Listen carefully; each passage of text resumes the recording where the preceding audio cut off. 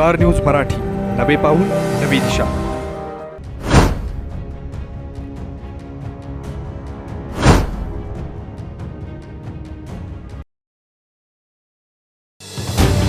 सांगली शहरामध्ये गुंतवणुकीचा विचार करताय?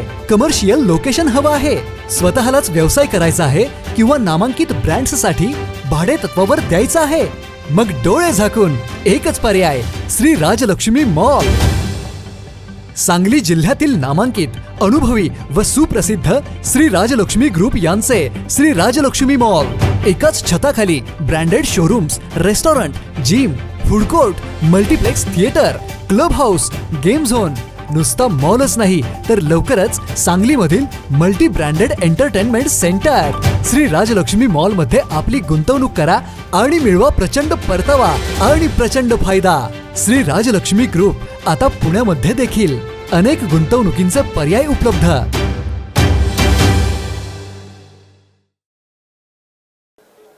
या राज्याचे आदरणीय माजी मुख्यमंत्री आणि सध्याचे उपमुख्यमंत्री सन्माननीय एकनाथभाई शिंदे यांच्या प्रमुख उपस्थितीमध्ये आज होत असलेल्या या सभेच्या निमित्तानं व्यासपीठावर उपस्थित ज्यांच्या मार्गदर्शनाखाली ही निवडणूक पार पडते ते आपल्या सर्वांचे लाडके युवा आमदार सन्माननीय सुहास भैया, सन्माननीय अमोल दादा आणि सर्व सन्माननीय व्यासपीठ उपस्थित बंधू भगिनींनो, खरं तर आपण ज्यांची खूप आतुरतेने वाट पाहताय ते आदरणीय एकनाथजी शिंदे साहेबांच्या हेलिकॉप्टरमध्ये सकाळी बिघाड झाल्यामुळं थोडा त्यांचा कार्यक्रम थोडा उशिरा होत गेल्यामुळं या ठिकाणी यायला आपल्या कार्यक्रमाला उशीर झाला. परंतु मला आनंद एका गोष्टीचा आहे की या ठिकाणी विट्याची जनता ज्या पद्धतीनं एकनाथ शिंदे साहेबांनी गेल्या 3.5 वर्षामध्ये विट्याला भरभरून निधी दिला त्याची परतफेड म्हणून भरभरून प्रेम करण्यासाठी या ठिकाणी किती उशीर लागला तरी हलणार नाही या भावनेतून या ठिकाणी बसलेले आहे.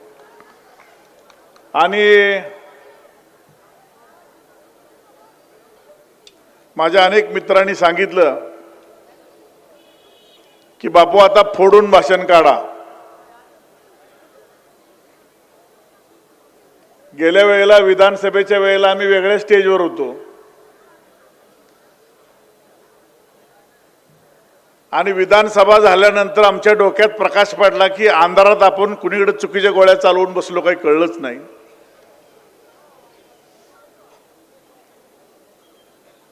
आणि ज्या वेळेला डोक्यात प्रकाश पडला त्यावेळेला आमच्या आधीच मुळीक बापू गुहेतनं कधी इकडे गेले होते आम्हाला कळलंच नाही. आता खरापुरात काय बापू तुम्ही आम्ही महाविकास आघाडी ठेवलीच नाही, सगळी इकडे जाणून टाकली.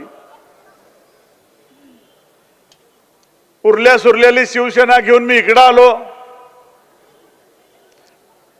उरल्या सुरलेली राष्ट्रवादी घेऊन तुम्ही इकडे पाठिंबा दिला आणि काँग्रेस तुम्हाला माहितच आहे अर्धी पहिल्यापासूनच इकडे होती त्यामुळे अधिकृत ती शिवसेनेबरोबर आली. त्यामुळं जिथं विकासाचं व्हिजन तिथं सर्व पक्षांनी या ठिकाणी मनापासून पाठिंबा दिला. मी अनेक वेळेला अनिल भाऊंच्या बरोबर भाषणामध्ये अनेक सभा केल्या, अनेक ठिकाणी फिरलो, परंतु गेल्या 3.5 वर्षामध्ये थोडंसं भैया चुकल्यासारखं वाटत होतं.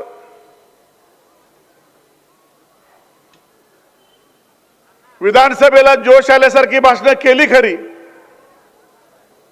एवढं रेटाक तुमच्या विरोधात बोलून सुद्धा भैया तुम्ही मोठ्या मनानं माफ करून या ठिकाणी आम्हाला पक्षामध्ये घेतलं.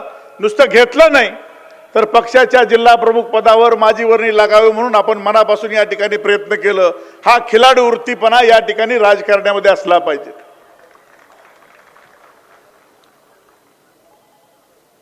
अनेक ठिकाणी वावड्या उठल्या. अनेक माझे जुने मित्र म्हणायचे, बापू तुम्हाला काही जिल्हा प्रमुख पद मिळणार नाही. मी म्हणलं असं का? तुम्हाला माहित नाही तुमचा आमदार तुमच्या आडवा आहे.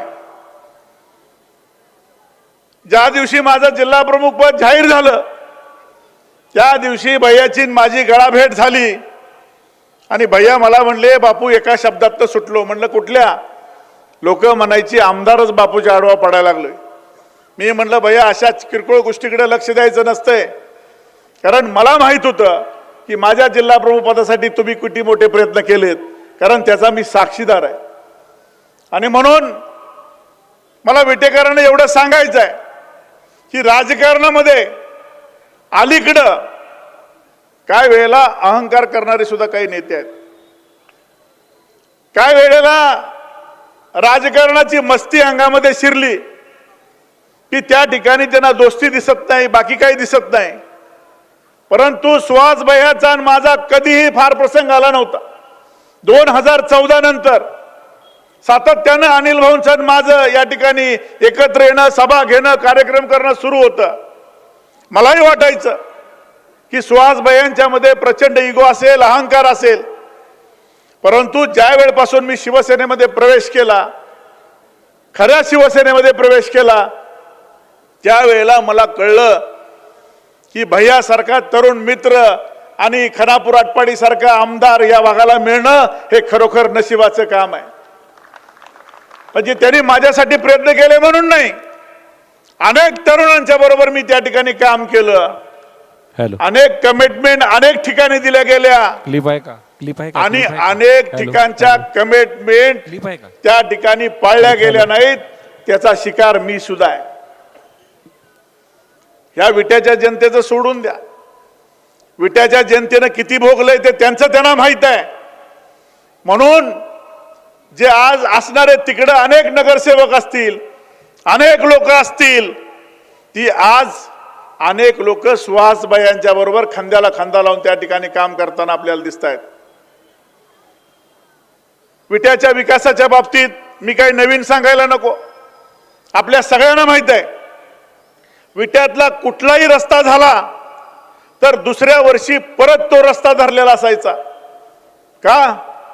कंपनी कुणाची, कॉन्ट्रॅक्टर कोण असायचं, बिल कोण काढायचं, हे सगळं विटेकरांना माहित आहे.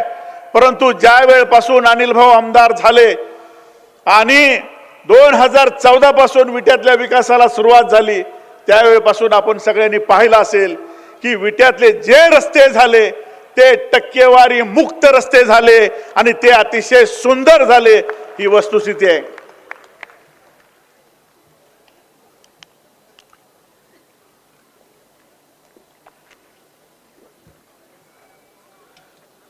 विट्याच्या जनतेला पाहिजे काय? एक उदाहरण तुम्हाला सांगतो. विट्यातल्या काही नेत्यांची अवस्था अशी आहे. एकदा एसटीनं प्रवास करण्याची संधी मिळाली. योगायोगानं एसटी मध्ये बसलो. कंडक्टर आला. माझ्या शेजारी एक सदग्रस्त बसले होते. ते खिशातनं चिल्लर काढायचे, मोजायचे, परत खिशात ठेवायचे. बाहेर पेपरवाला होता, गोळ्या बिस्किटवाला होता, बिस्लेरीवाला होता. मला वाटलं काहीतरी त्यांना घ्यायचं असेल म्हणून ते चिल्लर काढतायत, मोजतायत आणि खिशात ठेवतायत. थोड्या वेळानं ड्रायव्हर बसला. एसटी सुरू झाली आणि कंडक्टरनं डबल बेल मारली. एसटी सुरू झाली. प्लॅटफॉर्मवर हळूहळू एसटी पुढे चालू लागली. तेवढ्यात माझ्या शेजारच्या सदग्रस्तानं खिशातनं चिल्लर काढली आणि बाहेर डोकावून त्या ठिकाणी पेपरवाल्याला हाक मारली, हे पेपरवाल्या मला पेपर दे. मला राहून या ठिकाणी प्रश्न पडला की मगाचपासून गाडी प्लॅटफॉर्मवर उभा होती, मगाचपासून पेपरवाला बाहेर होता, गोळ्या बिस्किटवाला होता, बिस्लेरीवाला होता, ह्यानं घेतलं नाही. म्हणून न राहतेपर्यंत त्या ठिकाणी मी त्याला विचारलं, तुम्ही असं का केलं? गाडी हल्ल्यावरच पेपर का घेतला? तो म्हणला त्याचं काय आहे बापू, आता मी जे त्याला पैसे दिले त्यात 2 रुपये खोटे होते आणि एसटी पुढे गेल्यावर आता काय तो एसटीच्या मागे पळत येत नाही. गाडी थोड्यानं पुढे चालत राहिली. गाडी साधारण 10 किलोमीटर पुढे गेल्यावर परत गाडी पेपर वाचता वाचता मोठ्यानं हसायला लागला. मी म्हणलं याला आता काय झालं? मी विचारलं बाबा आता काय झालं? तो म्हणला त्याचं काय आहे, त्यानं बी पेपर कालचाच दिलाय.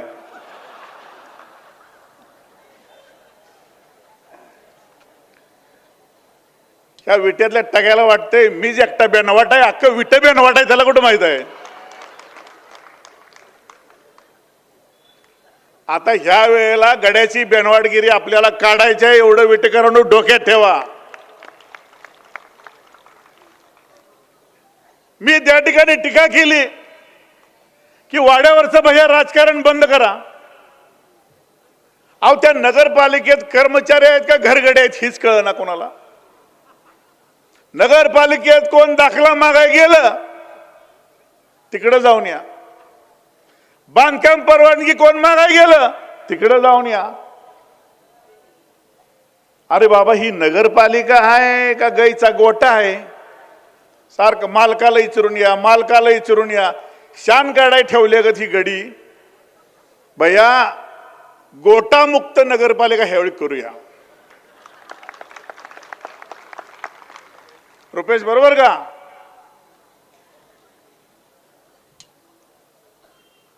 ते म्हणले काय नाही बापू, मागच्या वेळेला माझ्या स्टेजवर होते त्यामुळे चांगलं बोलत होते.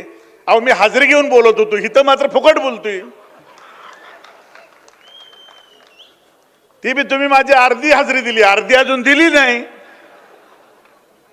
त्यामुळे आता थोडं बोलतोय. पुन्हा हाजरी ह्या इलेक्शन मध्ये नाही दिली, पुढच्या वेळी पाक काढणार.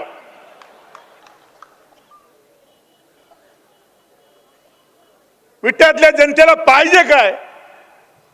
विट्यातल्या जनतेला माझ्या हक्काची नगरपालिका, जिथं मला स्वाभिमानानं जाता आलं पाहिजे आणि माझं काम झालं पाहिजे. आमचा आमदार कसा आहे, देखना झारगडी, गेलं की लगेच काम. फोन उचलला की लावला.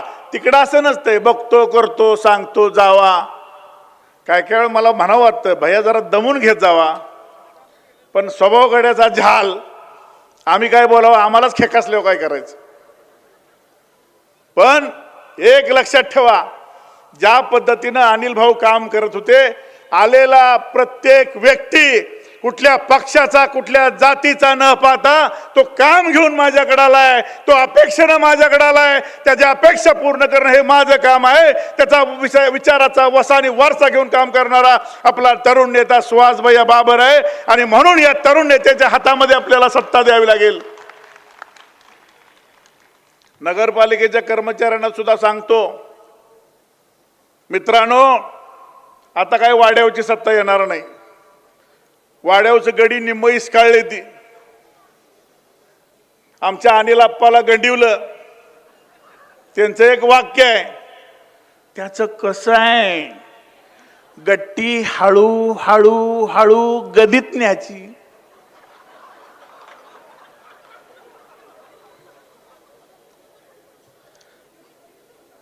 अहो पण तुम्ही हळूच गदीतनं काव बाहेर काढली, त्या गट्टीला बी कळलं नाही.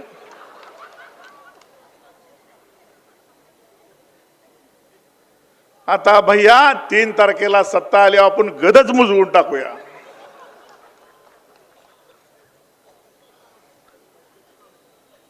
माझी विटेकरांना आव्हान आहे, पहिलं कसं असायचं, आघाडी असायची, पहिलं पक्ष नसायचा, त्यामुळे त्यांची ताकद आमच्यापेक्षा ओव्हरलोड व्हायची. पण आता आमचा नेता अनाथांचा नाथ एकनाथ आहे, ज्यानं माझी मुख्यमंत्री लाडकी बहीण योजना सुरू केली आणि माझ्या प्रत्येक बहिणीला महिन्याला 1,500 भाऊबीज सुरू केली. इथे की नाही महिलांनो? म्हणून महिला एवढ्या उशीर तक भरून बसले. त्या भैया म्हणते ती महिला थांबतील का? म्हटलं कुठं जात नाहीत, पुढच्या वेळेस पैसे पाहिजे का नको. एक वेळ ही गडी उठतेली पण ही काय उठत नाहीत. आदरणीय एकनाथ शिंदे साहेबांच्या नेतृत्वाखाली या ठिकाणी आपण लढतोय. जो माणूस रात्रीचा दिवस करून या महाराष्ट्राचं विकासाचं विजन घेऊन पुढे निघालाय. गेल्या 3-3.5 वर्षामध्ये विट्यासारख्या शहराला जर 200-300 कोटी रुपये दिला असतील तर तुम्ही आम्ही विचार करणं गरजेचं की सत्ता कुणाच्या हातात दिली पाहिजे. आता उरले ती 3 दिवस घराच्या लाईटा अजिबात घालवू नका.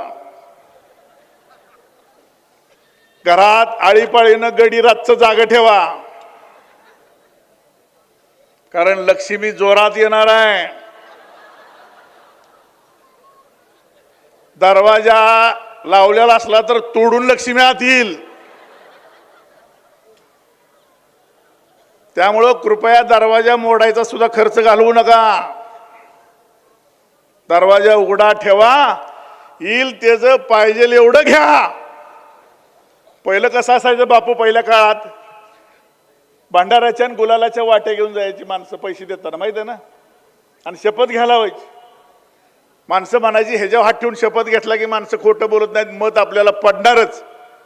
माणसं सुद्धा लय हुशार झाली. तू भंडाऱ्याची वाट्यान गुलालाची वाट्यान नाहीतर देवच घेऊन इकडे, देवा शपथ खोटं बोलतो, काय खरं बोलत नाही. येईल ती सोडू नका. चोराची लंगोटी सोडायचं काय काम आहे. मत मात्र या ठिकाणी धनुष्य बाणालाच द्यायचं, हा मात्र निश्चय तुम्ही त्या ठिकाणी करा.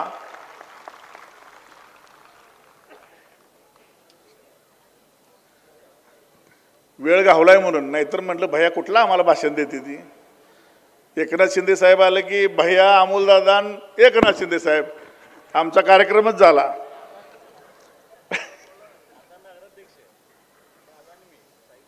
झालं ना, बरं 2 मिनिटात संपवतो. लोक जरा कटाळी होती म्हणून फ्रेश केली, काळजी करू नका. आता तासभर हालत नाही ती. शिंदे साहेब तासानं आलं तरी फ्रेश आहे ती.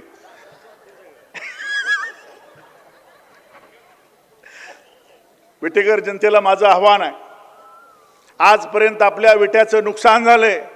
नाही तर चांगल्या दर्जाचं गार्डन आहे, नाही तर चांगल्या दर्जाचं नाट्यगृह निर्माण झालंय. अजून उपनगरामध्ये रस्ते नाहीत, प्यायला पाणी व्यवस्थित नाही. पाणी योजनेला 79 कोटी रुपये एकनाथ शिंदे साहेबांनी दिलेत. भैयांनी परवा दिवशी विजन सांगितले, तुम्हाला भाषणात सांगतील. प्रत्येकाला स्वच्छ आणि सुंदर पाणी रोज एकदा मिळालं पाहिजे, व्यवस्था शिवसेना करणार आहे. त्यामुळं स्वच्छ आणि सुंदर विटा जर या महाराष्ट्राच्या नकाशावर आपल्याला न्यायचं असेल तर एकच पक्ष, तो म्हणजे शिवसेना, शिवसेना, शिवसेना. आणि धनुष्यबाणाच्या पुढचं बटन दाबून आपण त्या ठिकाणी सगळ्या उमेदवारांना ताकदीने मतदान करावं असं आवाहन करतो आणि थांबतो. जय हिंद, जय महाराष्ट्र. आपल्या परिसरातील लेटेस्ट बातम्या पाहण्यासाठी स्टार न्यूज मराठी यूट्यूब चॅनलला आत्ताच सबस्क्राईब करा.